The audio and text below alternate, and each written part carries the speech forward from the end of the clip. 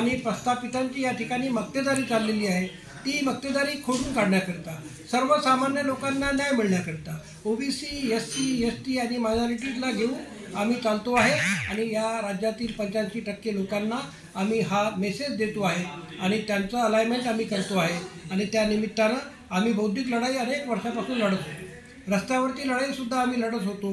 नुकतेच जरांगेंना आम्ही उपोषणांनी, आमच्या ससानींनी, आमच्या इथल्या यवतमाळच्या सुनैना या पोरींनी किंवा आमच्या साताऱ्याच्या लोहारनी आणि झोरेंनी त्याला उत्तरं दिलेली आहेत. असं असतानासुद्धा आणि वैधानिक लढाई आम्ही लढलेली असून मराठे हे सोशली आणि एज्युकेशनली बॅकवर्ड नसूनसुद्धा ते या ठिकाणी दादागिरी करत आहेत.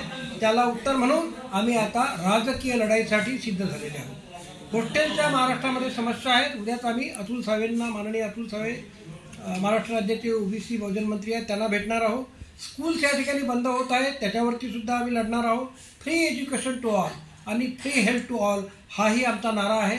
माननीय भागवतांनी नुकतेच शिवरायांची समाधी टिळकांनी शोधून काढली असं सांगितलं, ती सुद्धा चुकीच्या गोष्टीचा आम्ही निषेध करतो. धन्यवाद.